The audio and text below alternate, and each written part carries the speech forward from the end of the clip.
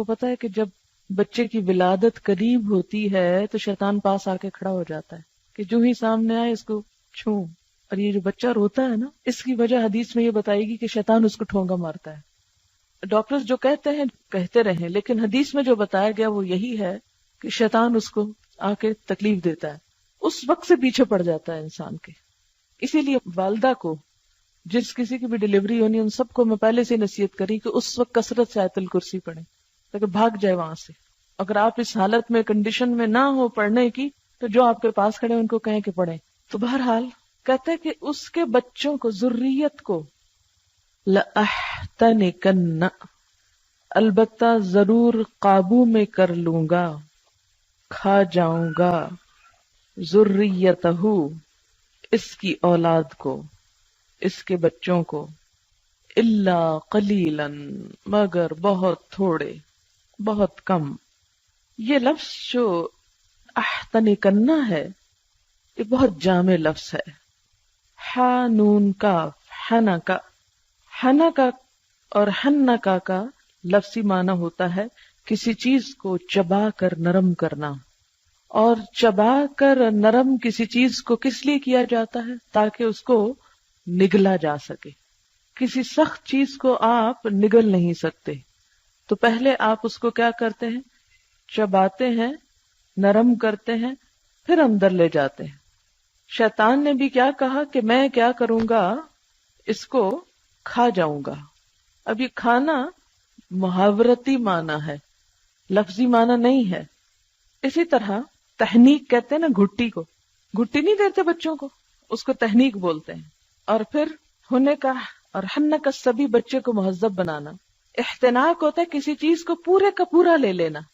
اچھا، آپ نے گھٹی کے بارے میں بھی سنا ہوگا، جب بچہ پیدا ہوتا ہے تو اس کو گھٹی دی جاتی ہے. نبی صلی اللہ علیہ وسلم کے پاس بچے لائے جاتے تھے، آپ کھجور کو چبا کر نرم کر کے تو ان کے تالو میں لگاتے تھے، چٹاتے تھے. اور اس کا بھی کہا جاتا ہے کہ جو شخص گھٹی دیتا ہے اس کے اثرات ہوتے ہیں بچے کے اوپر. ہوتا یہ کہ بچہ بالکل ایک ان ٹچ نئی چیز ہوتا ہے نا، تو جو پہلے ہاتھ اس کو لگتے ہیں، جو اس کے زبان کے اندر یا جسم کے اندر انسان کے انگوٹھے سے یا انگلی سے جو ریز جاتی ہیں وہ اس کی شخصیت پہ اثر انداز ہوتی ہیں. اسی لیے کہتے ہیں کہ نیک شخص سے ہمیشہ یا اچھے خصلت انسان سے پہلا ہاتھ لگوانا چاہیے تاکہ اچھائی جذب ہو انسان کے اندر. تو اس نے کیا کہا شیطان نے کہ میں اس کو گھٹی دے دوں گا، پیدا ہوتے ہی اپنے ہاتھ لگا دوں گا. یعنی یہ لفظی تفسیر ہے، اب لفظی پہ مت جائیں، یہ صرف میں اس کی گہرائی تک پہنچنے کے لیے آپ کو یہ بات کر رہی ہوں کہ اتنے تو شاید انتظار میں آپ کے ماں باپ بھی نہ تھے جتنا شیطان تھا. آپ کے ماں باپ نے کوئی پلاننگ نہیں کی ہوگی کہ بچہ آئے گا پہلے اس کے ساتھ کیا کریں گے ہم. کوئی نہیں سوچ کے رکھتا. یہ کپڑے ان کے بنانے خریدنے وہ شوق ہوتے ہیں لوگوں کو، وہ ڈھیروں ڈھیر مال اکٹھا کر لیتے ہیں.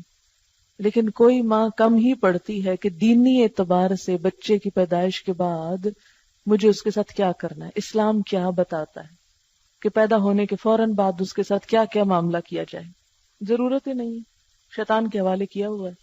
اب آپ خود سوچیں کہ ہمارا دشمن اتنا ہوشیار ہے کہ وہ اپنے ساتھ ملانے کے لیے کھڑا ہے وہاں. پہلے اس کو میں لے لوں گا، میں اپنا بنا لوں گا. جاتا ہے کہاں؟ ہمیں ہے کسی کو اللہ کا بنانے یا اپنا اس لیے بنانے کی فکر کہ اس کو اللہ کی طرف لے چلنا ہے. ایک ایک پہ نظر رکھے ہوئے. اور میں اگر مجھے مہلت مل گئی نا تو میں اپنے قابو میں کر لوں گا، اپنا بنا لوں گا. اسی طرح احتنک الفرس، فرس کہتے ہیں گھوڑے کو. گھوڑے کے منہ میں رسی لگانے کے لیے استعمال ہوتا ہے.